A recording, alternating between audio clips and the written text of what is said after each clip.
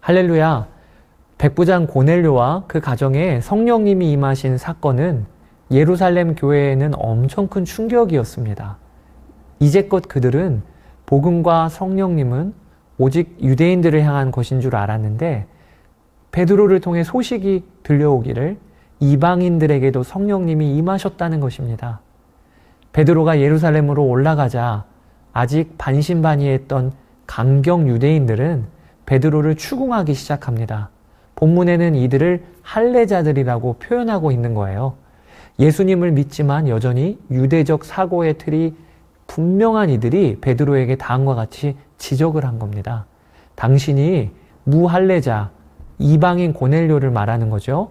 이 고넬료의 집에 들어가 음식을 함께 먹은 것은 율법을 범하는 행위예요. 이렇게 지적을 한 거죠. 이에 베드로는 고넬료의 일을 차근차근 설명합니다. 그러면서 베드로가 말하기를 하나님이 우리가 주 예수 그리스도를 믿을 때에 주신 것과 같은 선물을, 즉 성령님을 그들에게도 주셨습니다라고 증언했습니다. 사도행전 2장의 오순절 성령 강림의 사건이 사도행전 10장에서 똑같이 재현되었는데 이때는 이방인들에게 임하신 것입니다. 베드로의 설명을 듣고 있던 유대인 성도들은 점점 마음이 풀어집니다. 무엇보다 자신들에게 임하신 성령님이 그들에게도 동일하게 임하셨음을 알고 나서는 이 일이 하나님께로부터 온 것임을 인정하게 된 것이죠. 결국 예루살렘 교회는 지도자 베드로의 증언으로 인해 하나님께서 이방인에게도 생명 얻는 회개를 주셨음을 인정하고 그리고 하나님께 영광을 돌립니다. 이렇게 이방 선교를 향한 하나님의 역사는 한 걸음 한 걸음 진행되고 있었던 것입니다. 사랑하는 여러분, 유대인 성도들 안에 깊이 박혀있던 이방인을 향한 마음의 벽이 점점 허물어지고 있는 것을 우리가 보기를 원합니다. 유대인들에게 이방인은 지옥의 불쏘시개와 같은 사람들이었어요. 함께 식사할 가치도 없고 그것이 오히려 부정하다 여겨지는 사람들이었습니다. 그런데 이제는 이방인들도 유대인 성도들과 같이 성령님을 모신 자들이 되었습니다. 이처럼 복음이 들어간 곳에는 사람과 사람 간의 관계의 벽이 허물어집니다. 원수 맺은 관계가 풀리고 유대인과 이방인, 남자와 여자, 주인과 노예의 차별이 허물어집니다. 왜냐하면 한 성령님이 일하시기 때문입니다. 이 역사가 예수님을 모신 당신에게도 일어나야 합니다. 나와 다른 사람, 사귀고 싶지 않은 사람, 심지어는 원수와 같이 여겨지는 사람과도 하나가 되고 관계에 막힌 담이 허물어지는 역사가 내 안에서 일어나야 합니다. 그게 놀라운 복음의 능력입니다.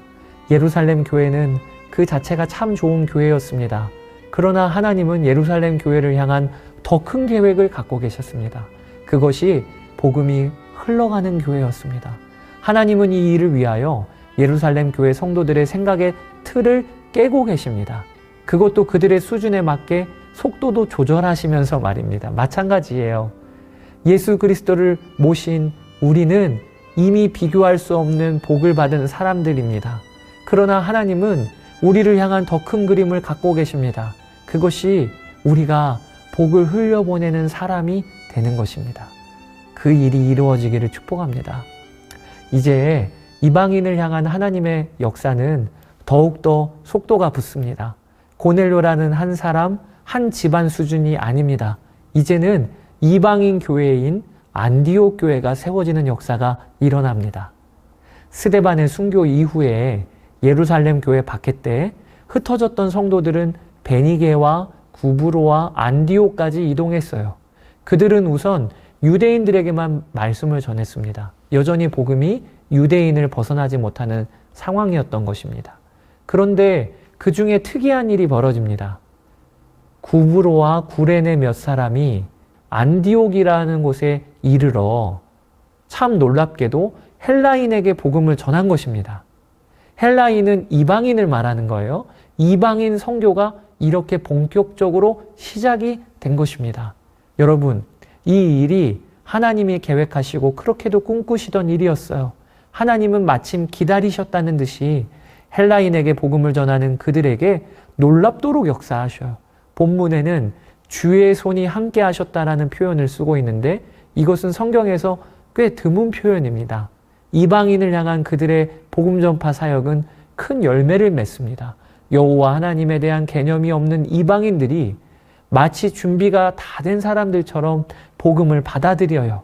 한 명, 두 명이 아니라 많은 사람들이 믿고 주께 돌아옵니다. 그래서 교회가 세워진 거예요. 이 소식이 예루살렘 교회까지 들릴 정도가 됩니다. 사랑하는 여러분, 하나님의 마음과 눈이 머문 곳이 있음을 우리가 알아야 합니다. 이방인들을 향해 헬라파 유대인들이 복음을 들고 길을 나서자 주께서 기다리셨다는 듯 손으로 그들을 이끄셨던 것을 보십시오. 지금도 지혜로운 신앙생활이 있다면 하나님이 어디에 관심을 쏟고 마음을 두고 계신지를 잘 헤아리고 그 일을 하는 것이 지혜로운 것 아니겠습니까? 내가 중요하다 여기는 그게 아니라 하나님이 중요하다 여기시는 그것을 하는 것이 지혜입니다. 이제 안디옥에서 이방인에게 복음이 전파된다는 소식을 듣고 예루살렘 교회는 사람들을 파견합니다. 이 일의 적임자로 구브로 출신의 헬라파 유대인이자 모든 믿는 사람들의 신망을 얻는 바나바가 선택이 돼요. 바나바는 안디옥으로 와서 하나님의 역사를 봅니다. 그리고 이것이 성령님의 인도하심으로 이루어진 것을 확인하고 기뻐해요. 그는 전도자들을 격려하고 힘을 북돋아 줍니다. 착하고 선한 사람, 그리고 성령과 믿음이 충만한 사람 바나바의 합류로 인해 안디옥에서 일어나는 하나님의 역사는 더욱더 불이 붙습니다. 그래서 큰 무리가 주께 더하여지더라 라고 기록되어져요. 드디어 안디옥 교회가 세워진 것입니다. 바나바는 이에 더해서 다소에 있던 사울을 데리고 옵니다. 함께 동역하기 위해서요. 그리고 복음의 증인이요 예수님의 사람인 바나바와 사울, 그들이 1년 동안 성실히 섬기며 무리들을 가르친 결과 안디옥에 있는 성도들은 비로소 그리스도인이라는 별명을 얻게 됩니다.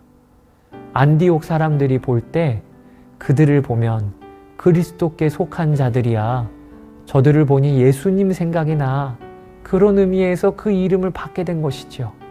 사람들이 성도들을 볼 때 그들의 왕이신 예수 그리스도를 함께 보게 되었다는 것입니다.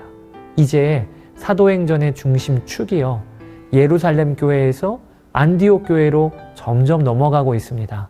안디옥 교회는 앞으로 전개될 이방인을 향한 선교의 핵심 기지 역할을 하게 됩니다. 이뿐만이 아닙니다. 안디옥 교회는 주변의 교회들을 섬기고 세우는 일에도 중심 역할을 하는 교회가 됩니다. 글라우디오 황제 때 팔레스타인 지역에 흉년이 듭니다. 이때 안디옥 교회는 유대에 사는 형제들, 즉 예루살렘 교회 성도들을 위해 구제헌금을 하여 바나바와 사울의 손에 들려보낸다고 기록이 되어 있죠. 자, 여기까지 사도행전 11장을 살펴보았습니다. 이제 사도행전 12장에서 뵙도록 하겠습니다. 감사합니다.